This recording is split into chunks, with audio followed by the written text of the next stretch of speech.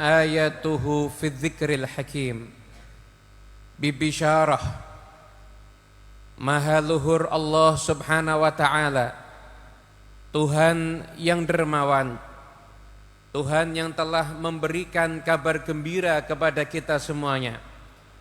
Dengan satu kabar gembira, bibisyarati laqad ja'akum rasulun min anfusikum azizun alaihi ma anittum harisun alaikum bil mu'minina raufur rahim.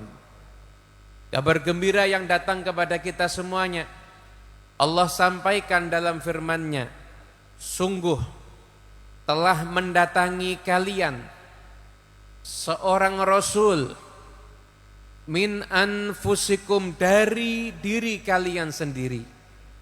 Sebagian qiraah mengatakan min anfasikum, dari yang terbaik di antara kalian. Gimana sifatnya? Azizun alaihi ma anittum, berat dirasakan olehnya penderitaan kalian. Nabi Rasul yang datang bukan hanya merasakan suka bersama umatnya, namun Nabi dan Rasul yang datang ini, duka umatnya pun juga dirasakan sebagai duka beliau. Susah umatnya pun juga dirasakan sebagai susah beliau. Hariusun alaikum, sangat semangat untuk menyelamatkan kalian semuanya, agar kalian semuanya masuk ke surganya Allah subhanahu wa ta'ala. Bil mu'minina raufur rahim, dan beliau orang yang sangat pengasih dan sangat penyayang dengan orang-orang yang beriman. Kabar gembira ini kita terima, dan apabila kita menerima kabar gembira ini dengan hati yang bersih, maka dikatakan oleh Habib Ali, faman faja'athu hadhil bisyaratu wa talaqqaha biqalbin salim faqad hudiya ila siratim mustaqim.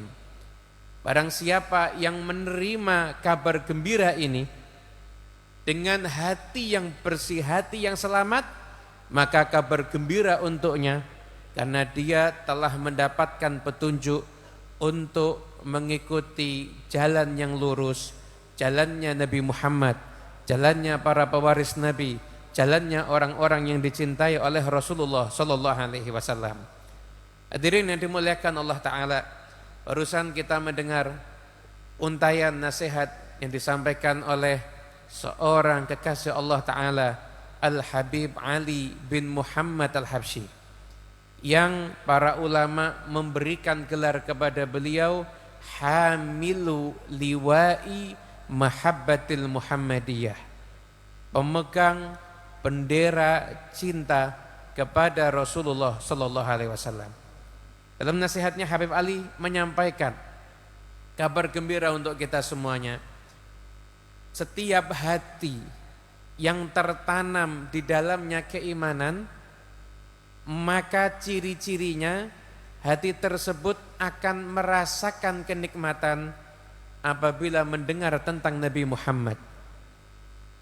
Spontan bersolawat apabila disebut nama Nabi Muhammad. Dan itu tanda adanya cahaya iman di dalam hati kita semuanya. Oleh karena itu beliau menyampaikan, perkuat cahaya iman ini dengan kita banyak bersolawat atas Nabi. Laksanakan yang diperintahkan oleh Nabi, jauhi semua yang dilarang oleh Nabi sallallahu alaihi wasallam. Sesungguhnya kata beliau, amal-amal kita ini semuanya itu akan disodorkan dan ditunjukkan kepada Rasulullah SAW. Allah Ta'ala berfirman, wa qul i'malu fasayarallahu amalakum wa rasuluhu wal mu'minun. Dan katakanlah Muhammad, beramallah, maka sungguh amal kalian akan disaksikan oleh Allah. Amal kalian akan disaksikan oleh Rasul, dan amal kalian juga akan disaksikan oleh orang-orang beriman yang pilihan. Amal-amal kita semuanya itu disaksikan oleh Nabi Muhammad sallallahu alaihi wasallam. Maka jangan kita melakukan suatu amal yang bisa menyebabkan kita semuanya jauh dari Nabi Shallallahu Alaihi Wasallam. Kita semua yang datang di tempat ini, kita hidup di dunia ini pasti ada problem, ada masalah dan lain sebagainya. Ketahuilah solusinya itu Nabi Muhammad. Solusinya itu Rasulullah Sallallahu Alaihi Wasallam. Bukan yang lain, bukan di tempat lain. Di majlis seperti ini, kita semua itu mencari kehidupan yang baik untuk urusan dunia dan akhirat kita. Nabi Sallallahu Alaihi Wasallam yang Allah utus kepada kita, Nabi mendatangi kita.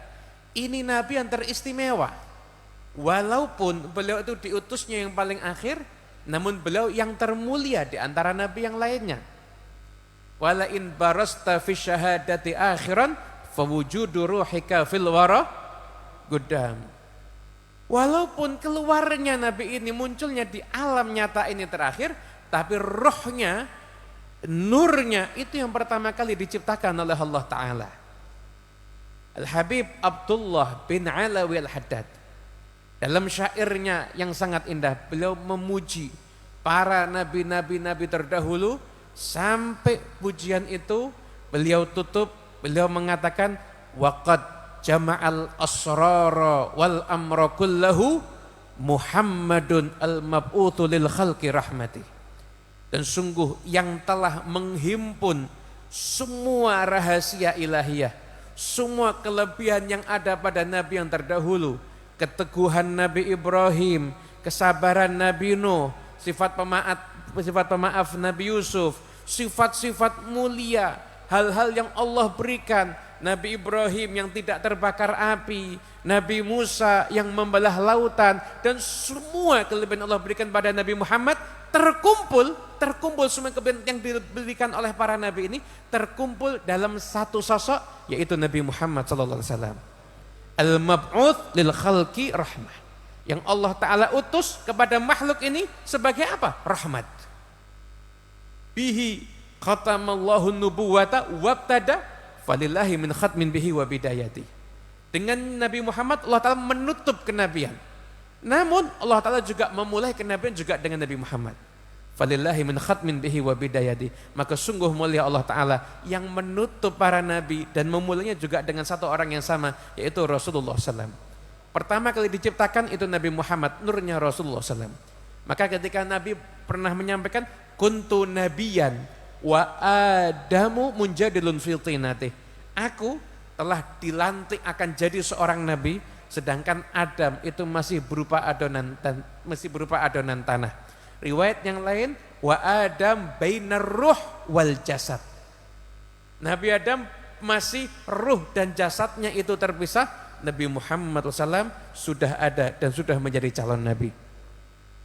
Fa inna Rasulullahi fi ghairi miryatin imamun alal itlaqi fi kulli hadrati. Sesungguhnya Rasulullah SAW tanpa diragukan lagi, beliau adalah pemimpin secara mutlak di dalam semua keadaan. Pimpinannya adalah Nabi Muhammad SAW. Di hari kiamat nanti Adam wa man dunahu tahta liwa'i yaumal qiyamah. Adam dan siapapun setelahnya, sehebat apapun, di bawah benderaku nanti ada di hari kiamat, kata Rasulullah Sallallahu Alaihi Wasallam. Hadirin yang dimuliakan Allah Ta'ala, di masa seperti ini kita mengenang kelahiran Nabi SAW. Kelahiran Nabi ini bisyarah untuk kita semuanya. Nabi SAW itu sejak kecil, beliau itu telah menjadi rujukan. Beliau itu telah menjadi sosok yang diharapkan keberkahannya. Dikisahkan bahwasanya ketika itu terjadi paceklik. Kemudian orang-orang yang ada di Mekah, mereka saling bingung. Mereka mengatakan minta kepada Lata, berhala-berhala yang mereka sembah.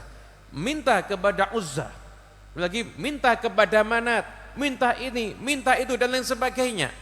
Maka ada satu orang yang tua, yang wajahnya tampan. Orang itu mengatakan, kalian kenapa mendatangi itu?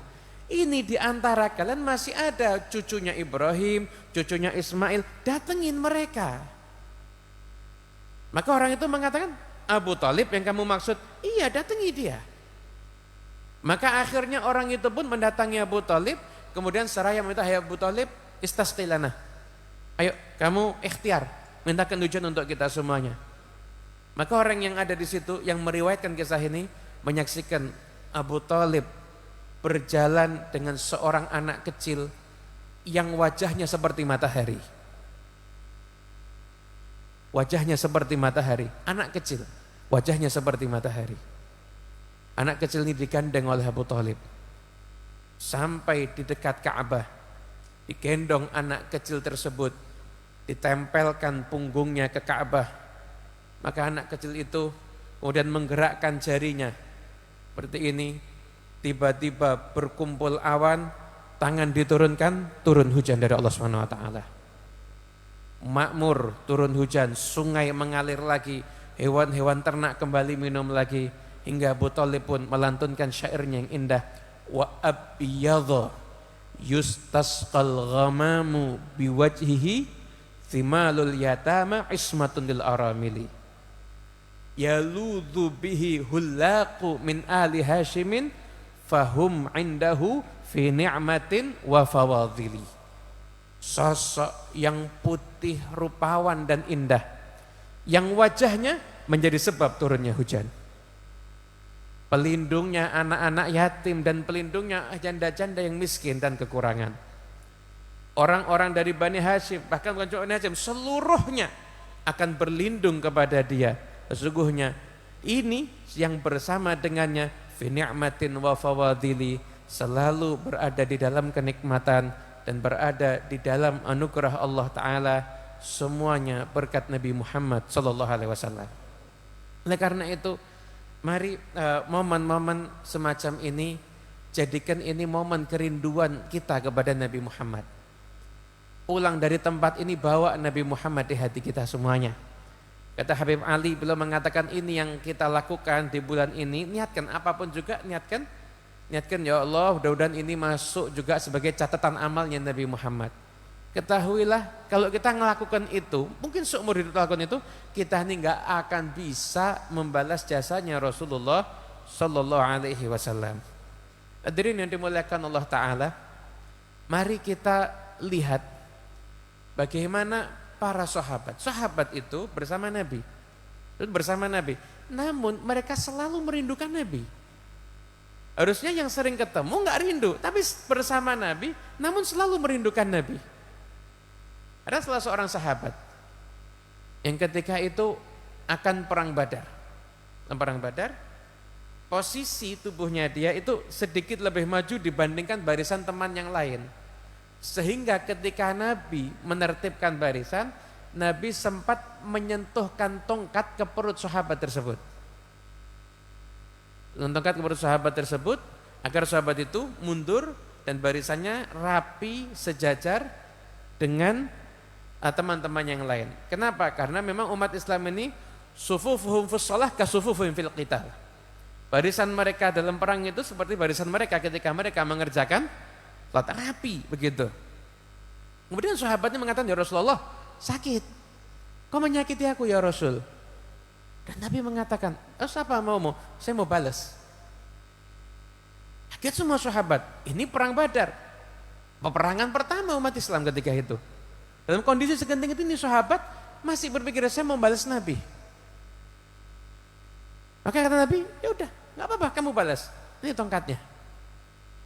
Kata sahabatnya, ya Rasulullah, tadi perut saya sedikit kebuka, kamu juga buka perutmu ya Rasul. Maka dibuka perutnya Nabi Muhammad SAW, seketika langsung ditubruk oleh sahabat itu dan ditempelkan kulitnya ke kulit Nabi Muhammad SAW. Nabi tanya, apa maksudnya ini? Kata sahabat itu, ya Rasulullah, di depan ini ada musuh, saya nggak tahu setelah ini masih hidup atau tidak. Tapi yang jelas ya Rasul, saya pengen kalau hari ini saya mati, maka akhir pertemuanku denganmu ayyamassa jildi jildak. Aku pengen akhir pertemuanku denganmu ya Rasul, aku ada kenangan kulitku pernah nempel dengan kulitmu ya Rasulullah. Itulah modalku ya Rasulullah. Bukan amal yang lain yang sahabat andalkan. Bukan jihadnya fisabilillah. Bukan apapun, tapi yang sahabat andalkan akhir pertemuanku denganmu ya Rasul. Saya hanya kepengen kulitku pernah nempel dengan kulitmu. Itu yang aku inginkan. Mereka merindukan Nabi padahal mereka selalu bersama dengan Nabi sallallahu alaihi wasallam.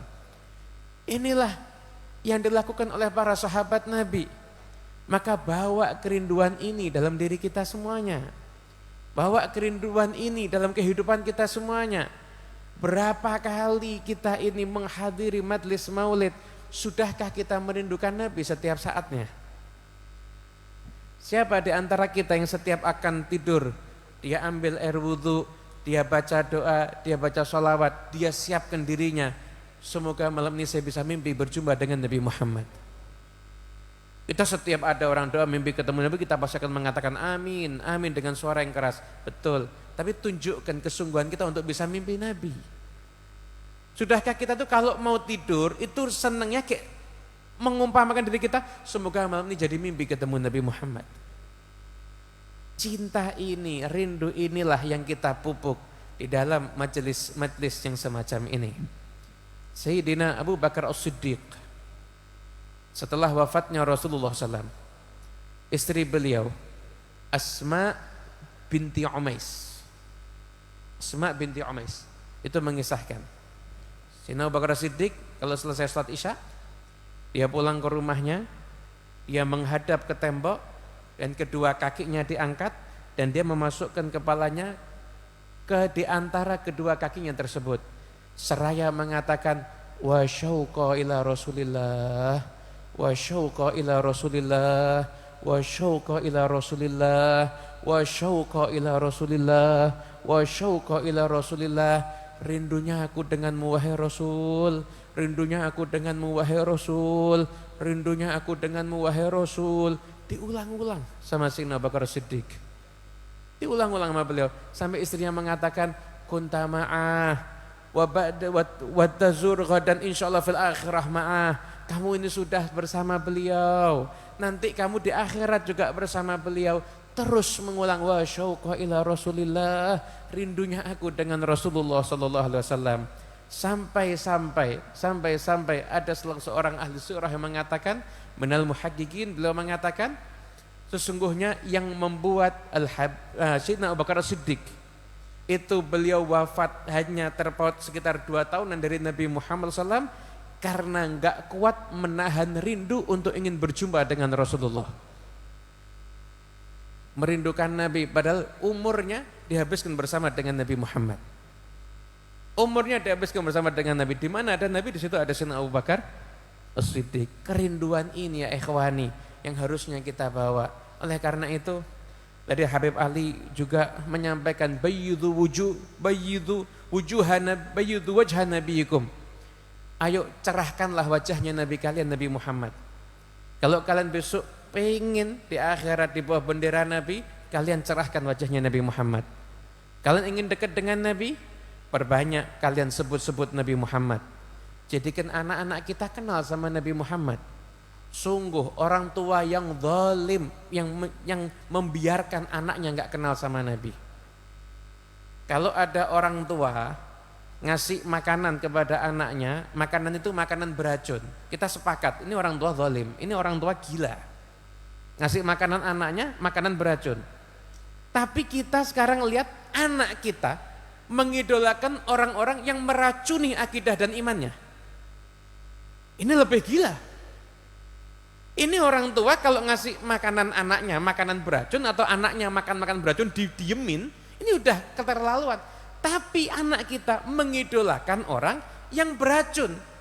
Beracun bisa meracuni akidahnya, meracuni imannya, meracuni akhlaknya. Orang-orang yang mereka saksikan di media-media sosial dibiarkan sama orang tuanya. Enggak kepengin anaknya kenal sama Nabi. Enggak kepengin anaknya mengidolakan Nabi. Anaknya bisa cerita macam-macam tapi enggak pernah bisa cerita tentang Nabi Muhammad. Anaknya tanya macam-macam tapi enggak pernah tanya tentang Rasulullah. Anaknya ngerti segala tapi enggak pernah ngerti tentang sahabat Nabi. Dibiarkan seperti itu, ini orang tua zalim. Ayo, mari kita semua jangan jauh-jauh dari Rasulullah. Jangan jauh-jauh dari Nabi Muhammad. Sungguh kita akan menyesal, kita akan nyesel. Nanti kalau di hari kiamat kita nggak bisa di dekatnya Nabi. Dan kita juga akan nyesel kalau kita hari kiamat kita bisa di dekat Nabi, anak kita nggak ikut sama kita. Anak kita nggak kenal, nggak tahu Nabinya, nggak kenal, nggak mengidolakan Rasulullah. Sedikit pun tentang Nabinya kadang-kadang nggak tahu. Jangan jauh-jauh dari Rasulullah. Kalau Anda pengen senang dunia akhirat, Anda pengen hidup Anda bahagia, ayo sekarang kita jangan jauh-jauh dari Nabi. Nabi nggak pernah jauh dari kita, kita yang menjauh dari Nabi. Rasulullah itu nggak pernah menjauhi kita. Kita ini yang menjauh dari Nabi Muhammad.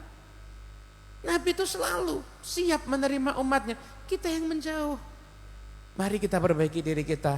Mari kalau ada di antara kita yang belum berbakti kepada kedua orang tuanya, yang orang tuanya masih hidup, manfaatkan. Berbaktilah kepada kedua orang tuanya.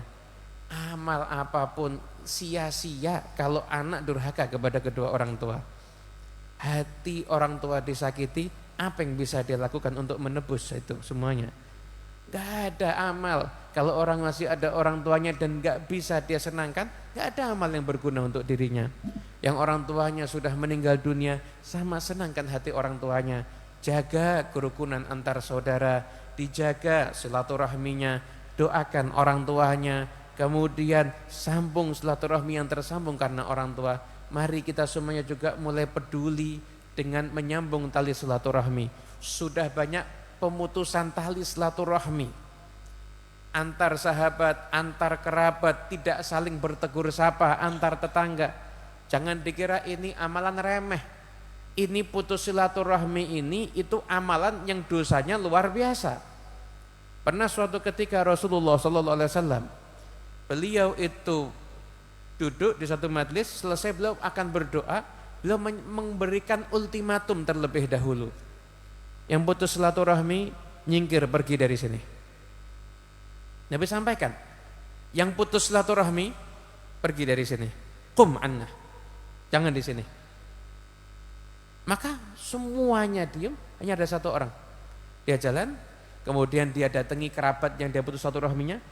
Yang sekian lama nggak pernah dia sambung, setelah itu dia kembali ke majelisnya Rasulullah SAW. Nabi tanya, fulan, tadi nggak ada yang pergi cuma kamu. Kemana memangnya kamu pergi? Maka orang tersebut menjawab, ya Rasulullah, antara saya dengan kerabat ada putus silaturahmi dan tadi sudah saya sambung ya Rasul. Maka Nabi mengatakan, betul, yang kamu lakukan tepat. Apa kata Nabi setelah itu? Innar rahmata la tanzilu ala qaumin fihim qati'ur rahim.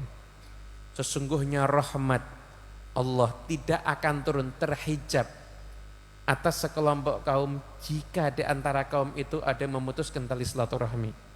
Ketika Nabi menyampaikan itu, kaum yang dimaksud itu siapa? Yang ada di situ. Jadi sekelompok kaum sekalipun di situ ada Nabi Muhammad, Nabi akan doa, Nabi suruh pergi. Kenapa? Duduk bareng berhadapan-hadapan sama Nabi terdampak dengan adanya orang yang memutuskan tali silaturahmi. Anda putuskan tali silaturahmi, Anda ngaku sayang sama keluarga Anda putus silaturahmi, Anda di rumah, rahmat Allah nggak masuk ke rumah Anda. Anda duduk kumpul sama istri Anda, kumpul sama anak Anda, rahmat Allah nggak masuk ke rumah Anda. Kenapa? Anda putus tali silaturahmi. Oleh karena itu sambung lagi tali silaturahmi. Apa yang kita dapat dengan putus tali silaturahmi? Dapat apa? Harta berapapun nggak sebanding dengan kerugian kita nggak dirahmati Allah, bahkan keluarga kita nggak dirahmati Allah. Ini kalau yang bareng duduk aja nggak dirahmati Allah karena wujudnya yang qati'ur rahim, orang yang mutuskan tali silaturahmi, gimana keadaan si pemutus tali silaturahmi itu sendiri? Yang kumpul bareng loh terdampak dengan keberadaan dia. Gimana dengan dirinya? Yang dia sengaja memutuskan tali silaturahmi. Ayo kalau kita pengen dekat sama Nabi SAW, ayo kita dekat Rasulullah SAW. Bi'san nadamah yaumal qiyamah. Paling buruknya penyesalan itu adalah penyesalan nanti ada di hari kiamat. Kenapa kok nyesel? Udah nggak bisa berbuat apa-apa lagi. Anda nyesel di hari kiamat, nggak bisa nebus lagi. Dan sungguh penyesalan terbesar di hari kiamat kalau kita jauh dari Nabi Muhammad.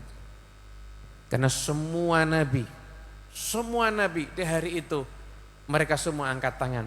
Mulai dari Nabi Adam yang mengatakan nafsi nafsi lastulaha. bukan aku. Mari urus diri kita sendiri-sendiri. Coba ke nabi yang lain, ke nabi yang lain, ke nabi yang lain. Semua nabi mengatakan jawaban yang sama. Hanya sampai ke Nabi Muhammad, beliau mengatakan analah, saya orangnya. Maka ketika itu memberi syafaat adalah Nabi Muhammad SAW. Dan merugi manusia yang gak bisa dekat dengan Rasulullah SAW. Insya Allah berkat majelis yang mulia di pagi hari ini, di masjid yang penuh dengan kemuliaan ini, masjid yang menjadi saksi athar orang-orang soleh yang pernah beribadah di tempat ini, dan dibacakan maulid Nabi Muhammad SAW, dengan berharap keberkahan itu semua, Allah Ta'ala memberikan keberkahan kepada kita semuanya. Jangan khawatir, kita nggak akan pulang dengan tangan hampa insyaAllah. Wa hasyal karimu yaruduhum adsyan wa qad warodu wa aslul jud mindal mamba'i. Mustahil yang maha dermawan akan membiarkan kita pulang dalam keadaan kehausan rahmatullah. Enggak akan. Kita udah sampai di sini, kita sudah sampai di sini, di tempat ini. Wa aslul jud mindal mamba'i. Ketahuilah pusatnya pemberian, tempatnya ada di tempat di mana di situ kita berharap pada Allah Ta'ala, apalagi melalui perantara Nabi Muhammad SAW. Insya Allah Allah Ta'ala rubah keadaan hati kita. Allah Ta'ala jadikan kita semuanya jadi orang yang dekat dengan Nabi Muhammad. Allah Ta'ala jadikan kita semuanya orang yang pandai menyambung tali silaturahmi. Allah jadikan kita semuanya orang yang insya Allah mendapatkan cintanya Nabi Muhammad. Ya Rabb ya Allah, jadikan kami orang yang merindukan Nabi Muhammad. Catat kami semua yang berkumpul di tempat ini sebagai perindu Nabi Muhammad. Ya Rabb ya Allah, ya Rabb ya Allah, jadikan anak-anak kami pecinta Nabi Muhammad. Jadikan keluarga kami pecinta Nabi Muhammad. Jadikan semua yang hadir di tempat ini pecinta Nabi Muhammad. Ya Rabb ya Allah, jangan Kau putuskan kami dengan Nabi Muhammad sedikit apapun ya Rasul. Ya Allah, ya Allah, ya Rasulullah, kami berkumpul di tempat ini, siapapun yang sedang ada hajat, maka ya Rabb ya Allah, kabulkan semua hajatnya. Yang sedang ada masalah, sedang ada problem, ya Rabb ya Allah, selesaikan semua permasalahannya. Yang sedang sakit, siapapun dari keluarga kita, angkat semua penyakitnya ya Rabb. Angkat semua penyakitnya ya Rabb. Ya Rabb ya Allah, hanya Engkau yang memberikan kesembuhan, maka berikanlah kesembuhan pada siapapun yang sedang sakit di antara kita semuanya. Ya Rabb ya Allah, bagaimana kami berkumpul dengan berbahagia di tahun-tahun ini, kumpulkan kami di tahun-tahun yang akan datang dalam keadaan kami lebih kuat imannya dan lebih cinta dengan Nabi Muhammad SAW. Ya Rabb ya Allah, semoga Engkau jaga para sesepuh kami, para orang tua kami yang selalu membimbing kami semuanya, agar mereka semuanya bisa menjadi penyambung jalan kami menuju Rasulullah SAW. Jadikan mereka Engkau berikan panjang umur, fisihhatin wa afiyah. Amin amin ya rabbal alamin. Dan ikhwani rahimakumullah, di kesempatan kali ini kita pun juga mengenang seorang yang saleh, seseorang yang beliau mendapatkan tarbiyah langsung dari pemimpin para kekasih Allah di zamannya, yaitu Al-Habib Syekh Putra Al-Habib Al-Qutub Abu Bakar bin Muhammad As-Segaf yang dimakamkan di Gresik. Habib Syekh bin Abu Bakar As-Segaf itu dididik oleh pembesar aulia Allah di zamannya, yaitu Habib Abu Bakar. Ibunya pun juga seorang wanita yang salihah. Beliau orang yang sangat peduli untuk kemaslahatan kaum muslimin dan juga sangat cemburu untuk menjaga jalannya salafun saleh. Itulah Habib Syekh. Beliau punya sebuah karya yang luar biasa, penyambung. Ini penyambung antara kita dengan tradisi orang saleh terdahulu. Kitab beliau untuk urusan tartibul Fatihah, untuk urusan akad nikah, untuk urusan doa dan lain sebagainya yang biasa dibaca oleh orang-orang saleh terdahulu dikumpulkan sama Habib Syekh. Maka ada karya beliau yaitu Sabilul Wadhih, jalan yang jelas, jalannya orang-orang soleh terdahulu. Kami menyaksikan dan kami berjumpa langsung banyak sekali, baik yang di kota Solo ini ataupun yang di luar kota, banyak sekali da'i-da'i yang besar, dan itu semua min hasanat Al-Habib Syekh bin Abu Bakar As-Segaf. Banyak da'i-da'i yang besar itu merupakan simpanan kebaikan untuk Al-Habib Syekh bin Abu Bakar As-Segaf. Karena beliau terkenal, beliau itu seseorang yang sangat pandai memotivasi anak muda dan sangat merangkul anak muda untuk menghidupkan jalannya salafun saleh. Banyak sekali kita dengar, di antara mereka bahkan sudah menjadi salah seorang rujukan nasional bahkan internasional di zamannya. Termasuk Masjid As-Segaf ini Ini juga dimakmurkan oleh Habib Syekh bin Abu Bakar As-Segaf, karena beliau termasuk orang yang awal mula juga ikut merintis kegiatan-kegiatan yang ada di Masjid As-Segaf ini. Beliau wafat pada kesempatan semacam ini, yaitu pada hari Maulid Nabi Muhammad sallallahu alaihi wasallam. Kemudian disolatkan di masjid ini dan diantarkan jenazahnya oleh berduyun-duyun kaum muslimin ikut menghadiri dan mensolatkan jenazah beliau.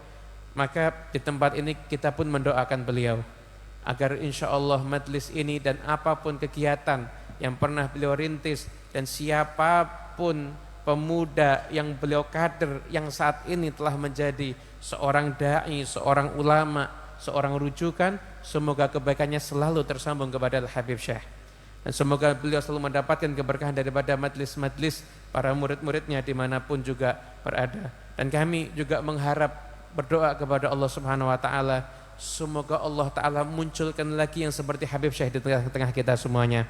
Karena kami betul-betul merasakan sangat penting sekali sosok seperti Habib Syekh. Terutama jika yang muda-muda sudah mulai tampil, sudah mulai berdakwah, namun tidak pernah ada tarbiyah dan bimbingan dari yang tua, jadinya ngaco akhirnya. Maka kita merindukan sosok seperti Habib Syekh ini. Allah munculkan lagi yang bisa merangkul para pemuda, bisa menjadikan orang itu mengikuti dan memakmurkan jalannya salafun saleh, bisa mengajarkan kepada orang bagaimana caranya mencintai Nabi, bagaimana caranya agar menjadi orang-orang yang bisa mendapatkan kemuliaan di dunia ini sampai di akhirat nanti. Semoga Allah Ta'ala kumpulkan kita di tahun-tahun yang akan datang dalam keadaan yang lebih baik lagi, insyaAllah. Amin wa afu minkum.